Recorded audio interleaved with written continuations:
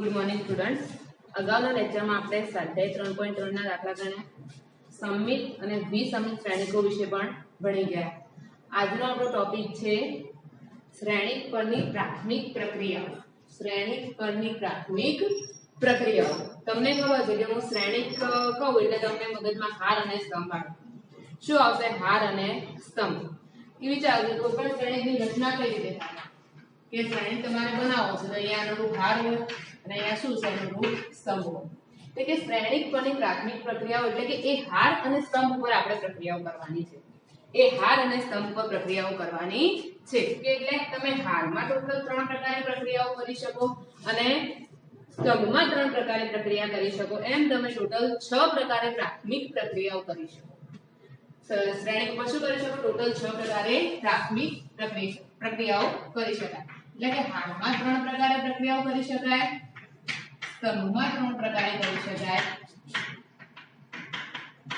કુલ 6 પ્રકારે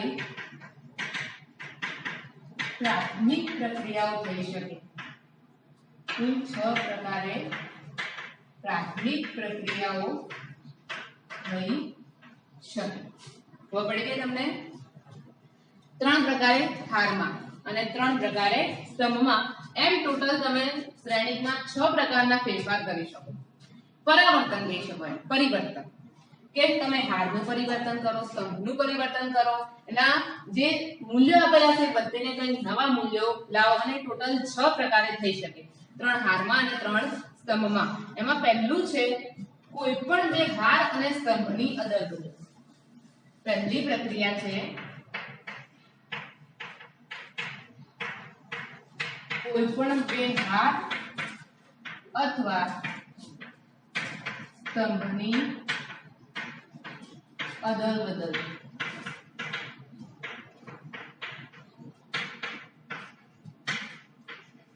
કોઈ પણ બે હાર અથવા સ્તંભની અદલ-બદલ. એનો મતલબ એવો થાય કે તમારે કોઈ પણ બે સ્તંભ લેવાના અથવા તો કોઈ પણ બે હાર લેવાના અને એના ક્રમ બદલાઈ દેવાના. દાખલા તરીકે i ની હાર અને j ની હારની આપણે અદલા-બદલી કરવી છે. i ની અને j ની મતલબ કે પહેલી અને બીજી લો અથવા બીજી ત્રીજી લો, ત્રીજી ચોથી લો, ગમે તે લઈ શકો. પહેલી ત્રીજી લઈ શકો, બીજી ચોથી લઈ શકો. એ તમને જે અનુકૂળ લાગે એ પ્રમાણે તમે એનું પરિવર્તન કરી શકો. દાખલા તરીકે આપણે બે હાર લઈએ, પહેલી અને બીજી, તો કે પહેલી હારને બીજી હારની સાથે અદલ-બદલ કરતા, એટલે કે i ની અને j ની હારની અદલા-બદલી. અથવા તો કહી શકો સ્તંભની વાત કરતા હોઈએ તો i માં તથા j માં સ્તંભની અદલ-બદલ. બરોબર? કઈ રીતે લખાશે? તો કે i ની હાર અને j ની હારની અદલા-બદલીને સંકેતમાં, અને એનો સંકેત ખાસ યાદ રાખજો, ri to rj.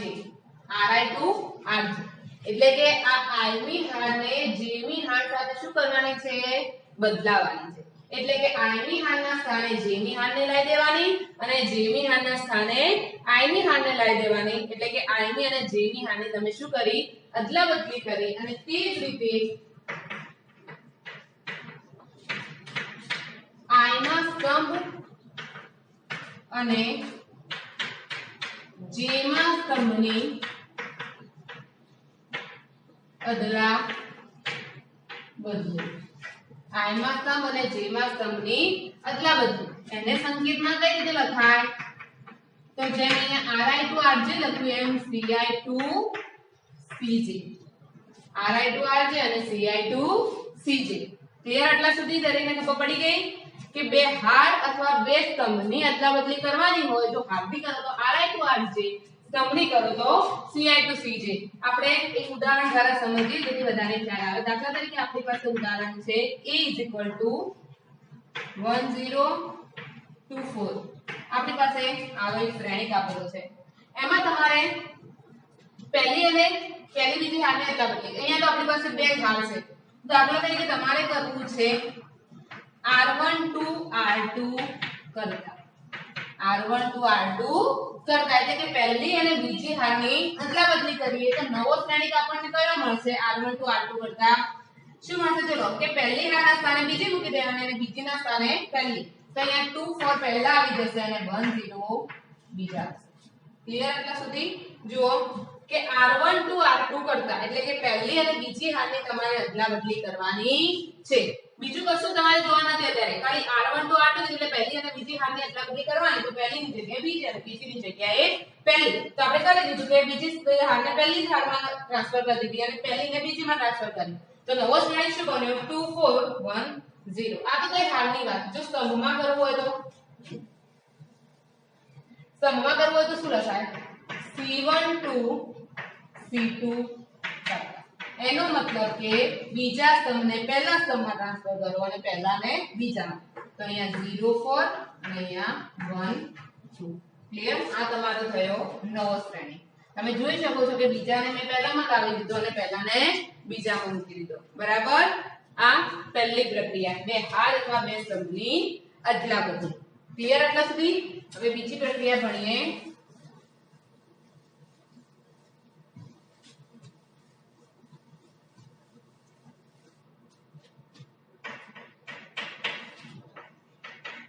કોઈ પણ હાર અથવા સ્તંભના અનુરૂપ ઘટકોને કોઈ શૂન્યેતર સંખ્યા વડે ગુણતા. કોઈ શૂન્યેતર સંખ્યા વડે ગુણતા. કોઈ હાર અથવા સ્તંભના અનુરૂપ ઘટકોને એટલે કે તમામ ઘટકોને કોઈ એક શૂન્યેતર એટલે કે શૂન્ય સિવાય શૂન્ય સાથે ગુણો તો આપણી હાર કે સ્તંભ 0 થઈ જાય. તો એ શ્રેણીનું મૂલ્ય 0 થઈ જાય. એટલે 0 વડે ગુણી શકાય નહીં. એટલે તમને ચોખ્ખો શબ્દ વાપર્યો છે કોઈ શૂન્યેતર સંખ્યા વડે ગુણતા. એટલે કે શૂન્ય સિવાયની કોઈ પણ સંખ્યા વડે તમે ગુણી શકો છો. ધારો કે વિચારો કે આપણે કોઈ i ની હાર લઈએ. i ની હારને k વડે ના ગુણાકારને સંકેતમાં દાખલા તરીકે તમારે i ની હારને એટલે કે ri ને કોઈ સંખ્યા વડે ગુણો છો કે તો k ri લખાય. શું લખાય? k ri. એ જ રીતે તમે i માં સ્તંભને k વડે ના ગુણાકારને સંકેતમાં ci2 kci લખો. શું લખાશે?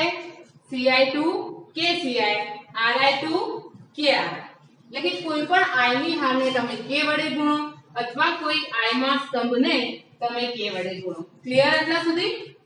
ચલો તમને ઉદાહરણ દ્વારા સમજાવો, વધારે ખબર પડશે. આપણી પાસે કોઈ શ્રેણી છે a = 1 2 -1 0 5 4 અને આપણે પ્રક્રિયા કરવી છે. ધારો કે r2 2 ધારો કે 3 વડે ગુણીએ 3r r2 2 3r2 એટલે કે બીજી હારને તમે 3 વડે ગુણો તો આપણને નવો શ્રેણી શું મળશે? ચલો r2 2 3r એટલે કે બીજી હારને 3 વડે ગુણો તો બીજી હારને 3 વડે ગુણો તો પહેલી હાર તો એ રીતે લખી દઈએ. 1 2 -1 3 વડે ગુણો તો 0 રહેશે. 5 3 15 4 3 12. આ મળે તમને નવો શ્રેણી. એ જ રીતે આપણે સ્તંભમાં પ્રક્રિયા કરવી છે. તો શું કરીશું? દાખલા તરીકે c3 to 1/3 c3 એટલે કે ત્રીજા સ્તંભને 1/3 વડે ગુણતા. ત્રીજા સ્તંભને 1/3 વડે ગુણતા. તમે જે બી સંખ્યા વડે માઈનસ પ્લસ અપૂર્ણાંક પૂર્ણાંક કોઈ પણ સંખ્યા વડે તમે ગુણી શકો. ક્લિયર? તો c3 to 1/3 c3 તો નવો શ્રેણી તમને શું મળશે? તો પહેલે બીજા સ્તંભ તો એ રીતે લખી દો 1 2 0 5. અહીંયા શું થશે? -1/3 અને અહીંયા whole bar. આ તમને મળ્યો નવો શ્રેણી. ક્લિયર? આટલા સુધી દરેકને ખબર પડી ગઈ બંને પ્રક્રિયાઓમાં? પહેલામાં તો કોઈ પણ બે હાર અથવા સ્તંભની અદલાબદલી, બીજામાં કોઈ હાર અથવા સ્તંભના તમામ ઘટકોને કોઈ શૂન્યેતર સંખ્યા વડે ગુણતા. શૂન્યેતર એટલે કે શૂન્ય સિવાયની. ક્લિયર? આટલા સુધી? હવે ત્રીજા નંબરની અને છેલ્લી પ્રક્રિયા છે કે કોઈ પણ હાર અથવા સ્તંભના ઘટકોમાં બીજી હાર અથવા સ્તંભના ઘટકોને કોઈ એક સંખ્યા વડે ગુણી અને ઉમેરવા. ફરીથી ધ્યાન આપજો વિદ્યાર્થી મિત્રો, ફરી બોલું છું લાઈન. કોઈ પણ હાર અથવા સ્તંભના ઘટકોમાં, કોઈ પણ હાર અથવા સ્તંભના ઘટકોમાં બીજી હાર અથવા સ્તંભના અનુરૂપ ઘટકોને કોઈ પણ સંખ્યા વડે ગુણી ઉમેરો.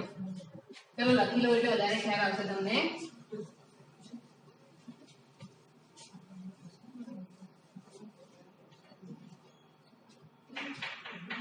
કોઈ પણ હાર અથવા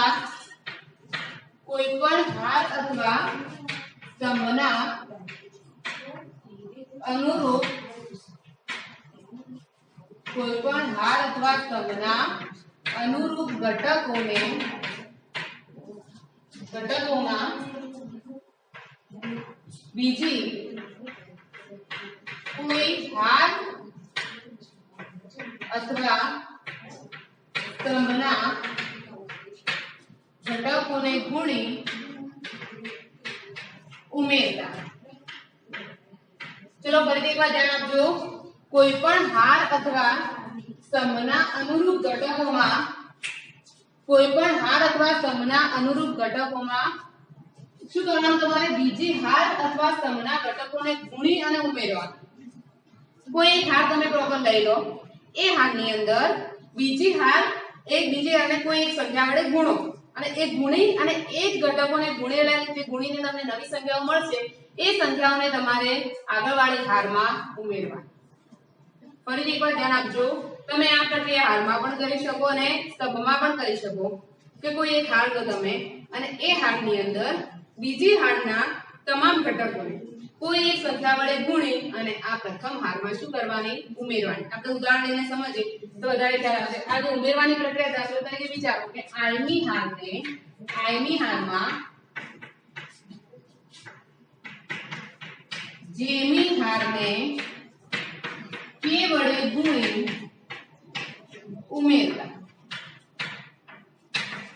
આઈમી હારમાં જેમી હારને કે વડે ગુણી ઉમેરતા. ખબર પડી દરેકને કે શું કરવાનું છે? આઈમી હારમાં કોઈ જેમી હારને કે વડે ગુણીને શું કરવાનું છે? ઉમેરવાની છે. તો શું કરશે આ પ્રક્રિયા?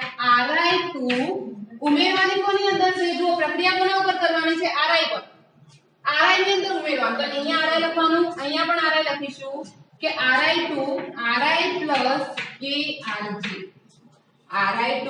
ri plus krj અને જો સ્તંભની વાત કરીએ તો સ્તંભમાં ખાલી શું આવશે? r ની જગ્યાએ c.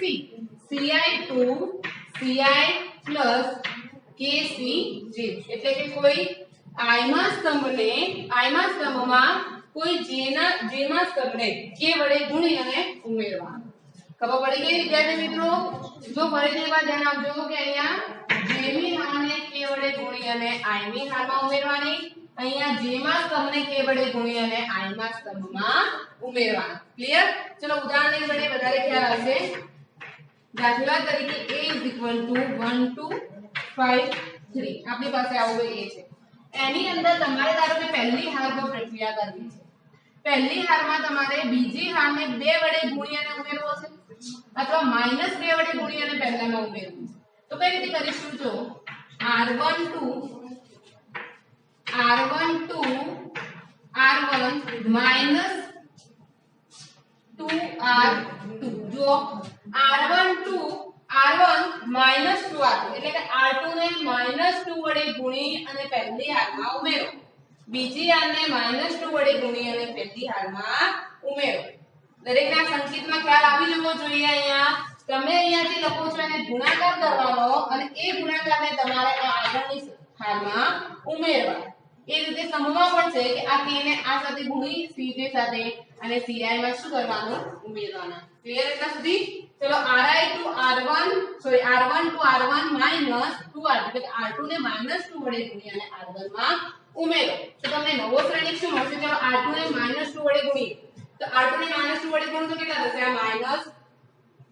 -5 2 10 પણ કેવા? -10. 1 - 10 એટલે -9 અહીંયા કેટલા થશે 3 2 -6 2 -6 એટલે -4 અને આ જે છે તો એનસીપી જ રહેશે આ રીતે ફેરફાર કરવાનો ખ્યાલ આવી ગયો દરેકને જો ફરીથી એકવાર સમજાવી દઉં તમને શું કીધું હતું કે r2 ને -2 વડે ગુણીને પહેલી હારમાં ઉમેરો એટલે પહેલી હાર જે છે એ તો ભૂલી જ જવાની તમારે પણ બીજી હારને -2 વડે ગુણીને પહેલીમાં જે ઉમેરો છો અને જે જવાબ મળે એ તમારી નવા શ્રેણીમાં એટલે બીજીને તમે માઈનસ વડે ગુણ્યા તો -2 વડે ગુણ્યા એટલે -10 અને 1 -10 એટલે -9 જો તમને ના ખબર પડે તો એક શ્રેણી આપણે એક્સ્ટ્રા લખીએ અહીંયા શું થશે 1 -10 અને અહીંયા શું થશે 2 -6 અને અહીંયા 5 3 તો એજ ઇટ રહેશે તો તમને આન્સર શું મળશે -9 -4 અને 5 3 બીજી હારમાં કોઈ ફેરફાર થશે નહીં ફેરફાર ખાલી પ્રથમ હારમાં થશે આ હારની પ્રક્રિયા થઈ એ રીતે જો સ્તંભમાં કરવી હોય તો સ્તંભમાં શું થશે અહીંયા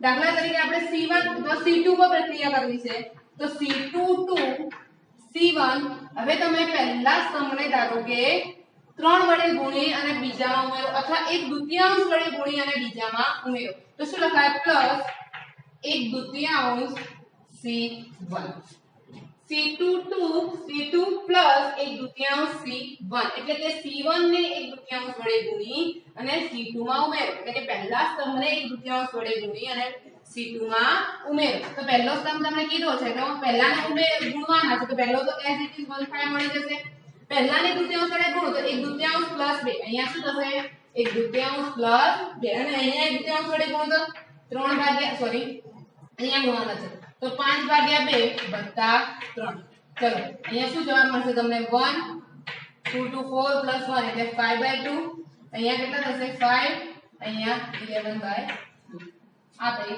સ્તંભ ક્લિયર ત્રણે ત્રણ પ્રક્રિયાઓનો તમને ખ્યાલ આવી ગયો ટોટલ 6 પ્રક્રિયાઓ કરી આપણે એમાં ભાગ 3 કે હાર સ્તંભ અને સોરી ત્રણ પ્રકારે હારમાં પ્રક્રિયાઓ થશે અને 3 પ્રકારની સ્તંભમાં પ્રક્રિયાઓ થશે આ જે પ્રક્રિયાઓ હતી આપણે મિક્સ કરી એટલે 3 થઈ ટોટલ પણ મેં તમને સાથે સાથે હાર અને સ્તંભ બંને સમજાવ્યા છે એક પ્રક્રિયાની અંદર તમે હાર અને સ્તંભ બંને સમજી ચૂક્યા એટલે ટોટલ 6 પ્રક્રિયાઓ થશે ક્લિયર એટલા સુધી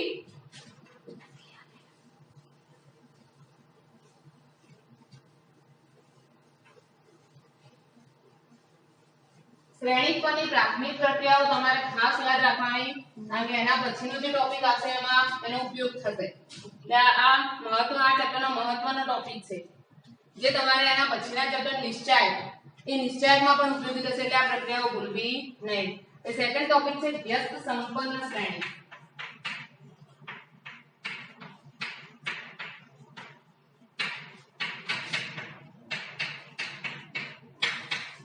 વ્યસ્ત શબ્દથી આપણે અજાણ નથી વ્યસ્ત વિશે આપણે જાણીએ છીએ અહીંયા આવે શ્રેણીની વાત છે વ્યસ્ત સંપન્ન શ્રેણી એટલે શ્રેણીકનો વ્યસ્ત વિચારો અહીંયા વ્યસ્ત હંમેશા બે શ્રેણીકોની વાત કરી આપણે કે જો m કક્ષાવાળો ચોરસ શ્રેણીક A છે આપણી પાસે કોઈ m કક્ષાવાળો ચોરસ શ્રેણીક A છે અને એને સંગત એટલે કે એના જેવો બીજો m કક્ષાવાળો ચોરસ શ્રેણીક B મળે ફરીથી જુઓ કે જો m કક્ષાવાળો ચોરસ શ્રેણીક A હોય અને તેને સંગત m કક્ષાવાળો ચોરસ શ્રેણીક B એવો હોય કે જેથી AB બરાબર BA બરાબર I AB બરાબર BA બરાબર I થાય તો B ને A નો વ્યસ્ત કહે છે B ને A નો શું કહે છે વ્યસ્ત વિદ્યાર્થી મિત્રો ફરીથી એકવાર ધ્યાન આપજો આપણી પાસે બે એવા ચોરસ શ્રેણીકો છે બંનેની કક્ષા સમાન છે કે જો m કેમ એટલું રાખ્યું કારણ કે સમ અને હાર બંને સમાન હોય એટલે આપણે કોઈ પણ એક અક્ષરને લખી શકીએ 2/2 લખો અથવા તો 2 કક્ષાવાળો લખો અથવા 2/2 કક્ષાવાળો લખો કોઈ ફરક પડતો નથી કે જો m કક્ષાવાળો ચોરસ શ્રેણીક A ને સંગત m કક્ષાવાળો ચોરસ શ્રેણીક A ને સંગત બીજો એક m કક્ષાવાળો ચોરસ શ્રેણીક B એવો મળે કે જેથી AB બરાબર BA બરાબર I થાય. AB બરાબર BA બરાબર I થાય એટલે કે AB નો ગુણાકાર કરો કે BA નો ગુણાકાર કરો તમને જવાબ શું મળે? I. I એ શું છે આપણો એકમ શ્રેણિક. જે કક્ષાની વાત કરો 3 કક્ષા વાળો હોય તો 3/3 કક્ષા વાળો એકમ શ્રેણિક હોય. I3 2 કક્ષા વાળો વાત કરો તો I2 હોય. હવે પડી દરેકને કે બે શ્રેણિકો છે તમારી પાસે, બંનેની કક્ષાઓ સમાન છે અને એ બે એવા શ્રેણિકો છે જેથી AB બરાબર BA બરાબર શું થાય? I થાય. તેથી આપણે એમ કહી શકીએ B ને માટે B ને A નો વ્યસ્ત કહે છે. B ને A નો વ્યસ્ત કહે છે. જો તમને હું આ એક ઉદાહરણ દ્વારા સમજાવું કઈ રીતે B એ A નો વ્યસ્ત થાય. વિચારો કે આપણી પાસે બે સંખ્યાઓ છે. દાખલા તરીકે A 5 છે અને B 1/5 છે. 1/5 છે અને B 1/5 છે. તો 5 ગુણ્યા 1/5 બરાબર 1/5 ગુણ્યા 5 કરો તો તમને છેલ્લે આન્સર તો શું મળશે? 1 મળશે. એવી બે સંખ્યાઓ પસંદ કરવાની કે જેનો ગુણાકાર કેવો થવો જોઈએ? 1 થવો જોઈએ. એવી બે સંખ્યાઓ પસંદ કરો કે એનો ગુણાકાર કેવો થવો જોઈએ? 1. આપણને ખબર છે કે ગુણાકાર એ ક્યારે થાય? તો આપણે પ્રાઇમરીમાં ભણી ચૂક્યા છીએ કે બે વ્યસ્ત સંખ્યાઓનો ગુણાકાર કરવામાં આવે તો જવાબ આપણને શું મળશે? 1. એટલે 5 ગુણ્યા 1/5 કરો કે 1/5 ગુણ્યા 5 કરો આપણને આન્સર શું મળે? 1. તો આપણે એમ ના કહી શકીએ કે 1/5 એ 5 નો શું કહેવાય? વ્યસ્ત કહેવાય. 1/5 એ 5 નો શું કહેવાય? વ્યસ્ત થશે.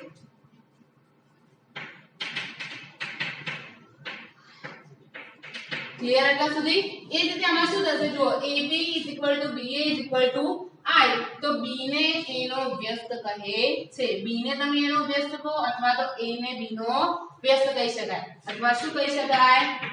A ને B નો વ્યસ્ત કહે છે. અહીંયા શું કીધું? B ને A નો વ્યસ્ત કહે છે તો એને A ઇન્વર્સ વડે દર્શાવાય. અહીંયા A ને B નો વ્યસ્ત કહે છે તો એને જેના વડે દર્શાવાય? B ઇન્વર્સ વડે. ક્લિયર આટલા સુધી? અને અહીંયા કહી શકો કે A ને વ્યસ્ત સંપન્ન કહે છે અને અહીંયા B ને વ્યસ્ત સંપન્ન કહે છે. અહીંયા શું થશે? A વ્યસ્ત સંપન્ન થશે અને અહીંયા B વ્યસ્ત સંપન્ન થશે. ક્લિયર આટલા સુધી? ફરીથી મારા ટોપિકમાં ધ્યાન આપજો. આપણી પાસે બે એવા બે ચોરસ શ્રેણી છે કે બંનેની કક્ષા સમાન છે અને એ બંનેનો તમે ગુણાકાર કરો તો એ ગુણાકાર તમને એકમ શ્રેણિક મળે છે. કેવો મળે છે? એકમ શ્રેણિક. કે AB બરાબર BA એટલે કે AB કરો કે BA કરો તમને આન્સર કેટલો મળે છે? I. એટલે કે એકમ શ્રેણિક મળે છે. તો તમે B ને શું કહી શકો? A નો વ્યસ્ત કહે છે અને જેને A ઇન્વર્સ વડે દર્શાવાય છે એટલે કે A એ વ્યસ્ત સંપન્ન છે. એ જ રીતે તમે એ પણ કહી શકો અહીંયા B ને A નો વ્યસ્ત કહેવાય તો એને પણ B નો વ્યસ્ત કહેવાય. એને પણ B નો વ્યસ્ત કહે છે જેને B ઇન્વર્સ વડે દર્શાવાય અને એને B વ્યસ્ત સંપન્ન છે એમ કહી શકાય. ક્લિયર આટલા સુધી? જો A એ B નો વ્યસ્ત હોય તો B એ કોનો વ્યસ્ત થશે? A નો વ્યસ્ત સંપન્ન. તમે એક વસ્તુ યાદ રાખજો કે અહીંયા શ્રેણિક હંમેશા ચોરસ શ્રેણિક હોવો જોઈએ. અહીંયા લંબચોરસ શ્રેણિકનો વ્યસ્તનું કોઈ અસ્તિત્વ નથી. જો ચોરસ શ્રેણિક હશે તો જ તમે એનો વ્યસ્ત મેળવી શકશો, નહીં તો લંબચોરસ શ્રેણિકનો આપણે વ્યસ્ત મેળવી શકતા નથી. આ ટોપિકને ખાસ યાદ રાખજો કે લંબચોરસ શ્રેણિકના વ્યસ્તનું અસ્તિત્વ નથી. લંબચોરસ શ્રેણિકના વ્યસ્તનું અસ્તિત્વ નથી. જો તમારે વ્યસ્ત મેળવવો છે તો એ ચોરસ શ્રેણિક હોવો જરૂરી છે. ક્લિયર આટલા સુધી? બરાબર? એક ઉદાહરણ દ્વારા સમજીએ કે કઈ રીતે તમે એને વ્યસ્ત કરી શકો. દાખલા તરીકે આપણી પાસે કોઈ શ્રેણિક છે 2x2 કક્ષા વાળો A = 2 3 1 2. આપણી પાસે કોઈ શ્રેણી છે A = 2 3 1 2 અને B ની જગ્યાએ છે આપણી પાસે 2 - 3 - 1 2. ચલો આપણે AB કરીએ. AB એટલે A અને B નો ગુણાકાર 2 3 1 2 2 - 3 - 1 2. ચલો ગુણાકાર શું થશે આનો? પહેલી હાર પહેલો સમ 2 2 4 -3 क्लियर। पहली हार बीजो सम 2 3 -6 અહીંયા કેટલા થશે 3 2 +6 અહીંયા બીજી હાર પહેલો સમ 2 1 2 -1 સોરી -2 અહીંયા કેટલા થશે 3 1 -3 અને 2 4 ક્લિયર। ચલો આનો આન્સર કેટલો મળશે 1 અહીંયા 0 અહીંયા 0 1 એટલે શું થશે i ab તમને કેટલા મળ્યા i। જેમ તમને ab i મળ્યા એ રીતે તમે ba કરશો તો પણ એનો જવાબ શું મળશે i મળશે। તમે ba કરશો તો બી તેનો જવાબ શું મળશે i બરાબર છે। ચલો આપણે સાબિત કર્યું કે આપણને ab બરાબર શું મળ્યા i મળ્યા। ab બરાબર શું મળ્યા i। જો હું અહીંયાથી b ને કરતા બનાવું તો લખી શકું 1/a * i 1/a * i તો b શું તો 1/a ને લખી શકાય a ઇન્વર્સ આપણે નથી લગાવતા છેદમાં તો ઉપર જાય તો એ ઘાત કેટલી થઈ જાય માઈનસ i એટલે તો 1 એટલે લખો કે ના લખો કોઈ ફરક પડતો નથી। થઈ ગયું કે b ને a નો વ્યસ્ત કહે છે। b ને a નો શું કહેવાય વ્યસ્ત કહે છે। ક્લિયર એટલા સુધી।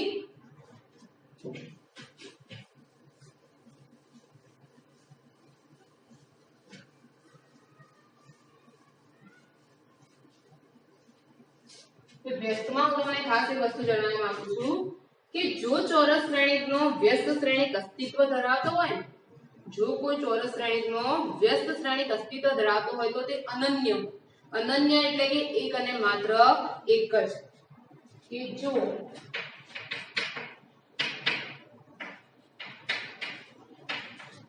જો ચોરસ શ્રેણિક નો व्यस्त अस्तित्व धरावतो होय जो चौरस श्रेणिकनो व्यस्त अस्तित्व धरावतो होय तो ते अनन्य छे। जो चौरस श्रेणिकनो व्यस्त अस्तित्व धरावतो होय तो ते अनन्य अनन्य शब्द विषय આપણે જાણીએ છીએ એક અને માત્ર એક જ।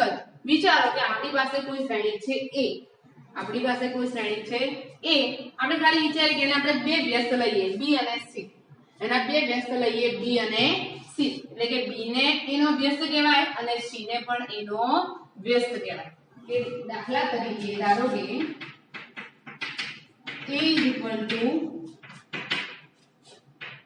a ai જેને બે વ્યસ્ત b અને c છે બે વ્યસ્ત b અને c છે એટલે કે b એ a નો વ્યસ્ત છે b એ a નો વ્યસ્ત હોય તો લખી શકાય ab = ba = i ab = ba = i લખાય કે ના લખાય બરાબર।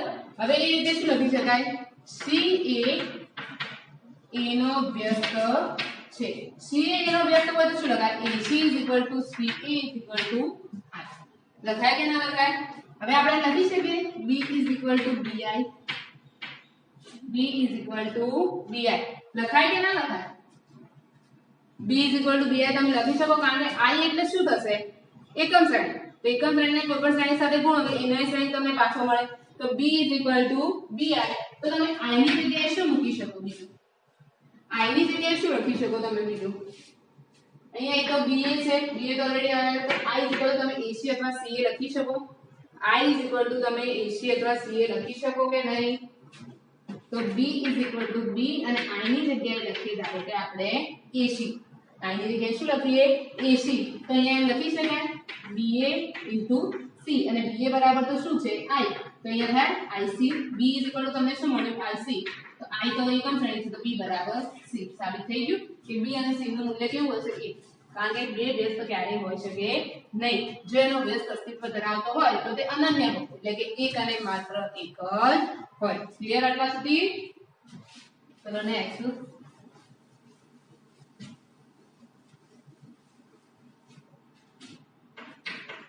જો a અને b સમાન કક્ષાવાળા જો a અને b સમાન કક્ષાવાળા વ્યસ્ત સંપન્ન શ્રેણિક હોય તો ab equal to B inverse into A inverse થાય. AB inverse is equal to B inverse into A inverse થાય. ક્લિયર? આ તમારે યાદ રાખવાનું છે, જેની સાબિતી આપણે દાખલાઓમાં આપીશું.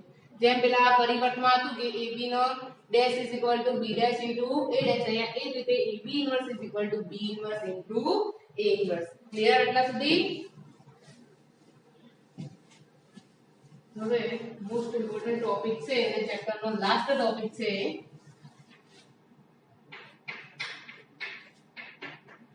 પ્રાથમિક પ્રક્રિયાઓથી વ્યસ્ત શ્રેણિક. તમારે જે શ્રેણિક આપેલો હોય એ શ્રેણિક ઉપર પ્રાથમિક પ્રક્રિયાઓ કરી અને વ્યસ્ત મેળવવાનું છે. એ પ્રક્રિયાઓ કાં તો હારમાં કરી શકો કાં તો સ્તંભમાં કરી શકો. તમે આપણે આગળ ભણી ગયા કે હારમાં 3 પ્રકારે પ્રક્રિયા થાય અને સ્તંભમાં 3 પ્રકારની થાય. એવી રીતે તમે હારમાં અને સ્તંભમાં બંનેમાં પ્રક્રિયાઓ કરી અને તમે એનો વ્યસ્ત શ્રેણિક મેળવી શકો છો. ક્લિયર? કે આપણને એક વસ્તુ આપણે જાણીએ છીએ કે AB = BA = I. AB = BA = I. એટલે કે AB નો ગુણાકાર કરો કે BA નો ગુણાકાર કરો તો I મળે, એટલે B ને A નો શું કહેવાય? વ્યસ્ત કહેવાય. હવે આ વસ્તુ આપણે પ્રાથમિક પ્રક્રિયાઓથી મેળવીશું. કોનાથી મેળવીશું? પ્રાથમિક પ્રક્રિયાઓથી મેળવીશું. વિચારો કે આપણી પાસે આને ચાર્ટ બનાવી આપણે કે પ્રાથમિક પ્રક્રિયાઓ હારમાં થઈ શકે અને સ્તંભમાં થઈ શકે. પ્રાથમિક પ્રક્રિયાઓ શેમાં થઈ શકે? હારમાં પણ થઈ શકશે અને સ્તંભમાં. તમે જે શરૂઆત જો હારની કરો છો તો હારથી આખી દાખલાને પૂર્ણ કરો અને સ્તંભથી શરૂઆત કરો છો આખા દાખલાને સ્તંભથી પૂર્ણ કરો. ક્લિયર એટલા સુધી? જે વાત કરો છો કે બે પ્રક્રિયાઓ બે પ્રકારે થઈ શકે, હારથી અને સ્તંભથી. હારથી અને સ્તંભથી. હવે હારમાં એ સ્તંભ એ હાર એ શ્રેણી તમે જે લો છો 2x2 કક્ષાવાળો હોઈ શકે અથવા 3x3 કક્ષાવાળો પણ હોઈ શકે. જો તમે હારથી પ્રક્રિયા કરો છો તો તમારે શું લેવાનું? A = IA. જો તમે હારથી પ્રક્રિયા કરો છો તો શું લેશો? A = IA. અને જો સ્તંભથી પ્રક્રિયા કરો છો તો લેવાનું A = AI. જો તમે A બરાબર IA કેમ લીધું કે I ને તમે A સાથે ગુણો તો તમને A જ મળે છે. અહીંયા E ને I સાથે ગુણો તો પણ શું મળશે? A. પણ તમારે દાખલાને પૂર્ણ કરવા માટે શરૂ ક્યાંથી કરવાનું? તો કે જો આપણે હારથી દાખલાને પૂર્ણ કરીશું એટલે હારથી વ્યસ્ત મેળવીશું તો A = IA કરીશું અને જો સ્તંભથી કરીશું તો A = AI થી દાખલાને શરૂ કરવાનું. ક્લિયર એટલા સુધી? હવે જો અહીંયા તમારે A થી શું ટ્રાન્સફર કરવાનું? I. એટલે કે તમારો A છે એને પ્રક્રિયાઓ કરી અને I માં ફેરવવાનો અને તમારો જે I છે એના પર પ્રક્રિયાઓ કરીને જે અહીંયા તમે A પર પ્રક્રિયા કરીને I લાવશો એટલે આ બાજુ જમણી બાજુ પણ પ્રક્રિયાઓ થશે, એ જ પ્રક્રિયાઓ, અને એ પ્રક્રિયાઓથી અંતમાં તમને જે જવાબ મળે છે એને A ઇન્વર્સ કહીશું અને એ તો એ જ રીતે તમારે સંપૂર્ણ દાખલા સુધી લખી જવાનું. બરાબર? એ જ રીતે અહીંયા શું થશે? અહીંયા E ની જગ્યાએ તમારે શું લાવવાનો? A ની જગ્યાએ I, અહીંયા A જ રહેશે અને I ની જગ્યાએ અહીંયા શું થઈ જશે? A inverse. તમે આ A ઉપર પ્રક્રિયાઓ કરીને જ્યાં સુધી I લાવશો એટલે તમે આ જમણી બાજુ પણ પ્રક્રિયાઓ કરશો અને પ્રક્રિયાઓ કરતા છેલ્લે તમે અહીંયા જે શ્રેણિક મળશે એને આપણે શું કહીશું? A inverse. અને આ એ તો સંપૂર્ણ દાખલાને પૂર્ણ ના થાય ત્યાં સુધી A લખી દેવાનું. ક્લિયર એટલા સુધી? આ ખાસ યાદ રાખવાનું તમારા હાર અને સ્તંભ માટેની પ્રક્રિયાઓ છે કે જો હારમાં પ્રક્રિયા કરો છો A = IA થી શરૂઆત કરો અને જો સ્તંભમાં પ્રક્રિયાઓ કરો છો તો A = AI થી શરૂઆત કરો. બરાબર?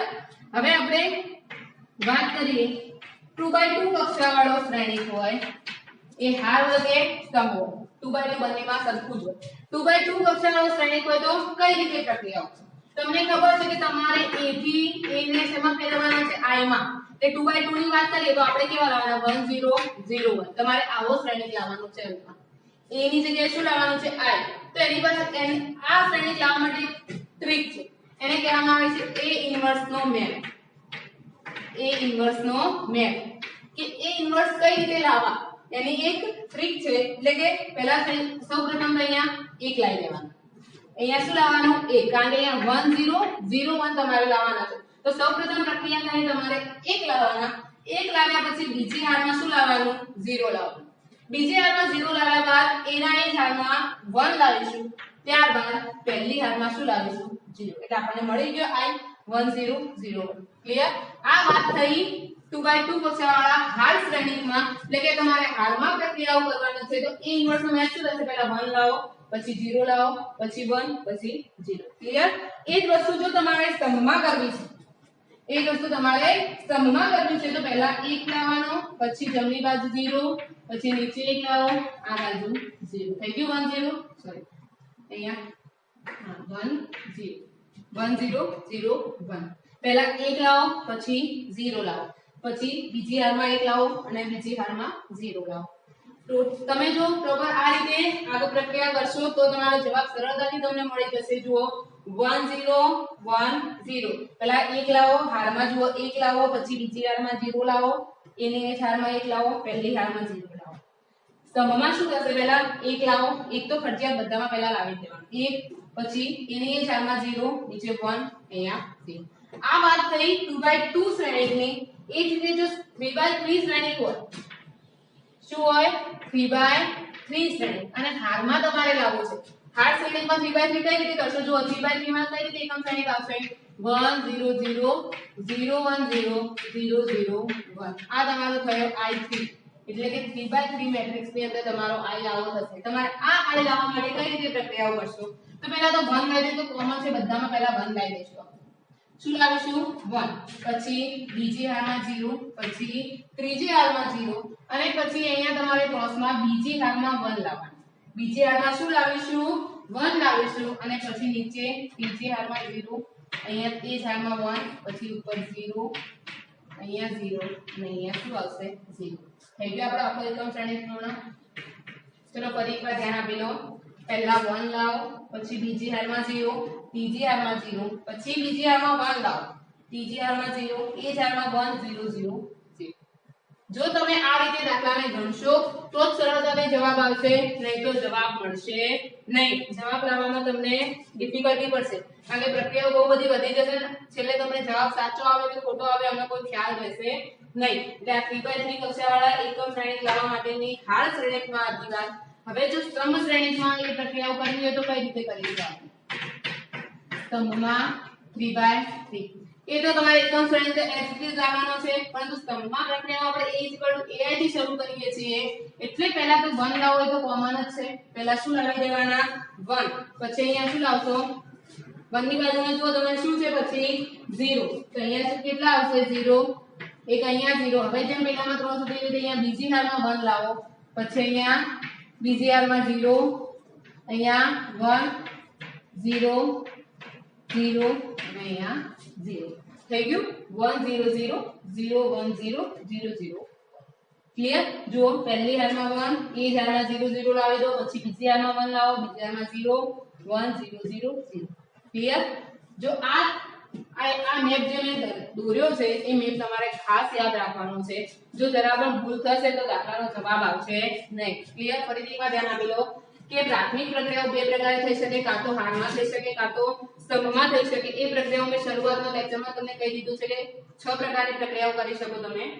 હાર અને સ્તંભ, જો હારથી તમે દાખલાની શરૂઆત કરો છો તો A IA લો, સ્તંભની શરૂઆત કરો છો તો A AI લો. અહીંયા A ને તમારે I માં ટ્રાન્સફર કરવાનો છે, અહીંયા તમને જે અંત જવાબ મળશે A ઇન્વર્સ મળશે, એ તો એજ રીતે દાખલાના અંત સુધી લખવાનું.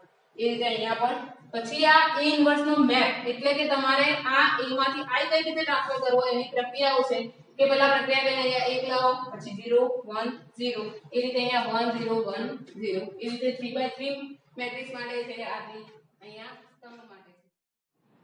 આ ટોપિકના દાખલા હવે આપણે અગાઉના લેક્ચરમાં ગણીશું. જય હિન્દ, જય ભારત.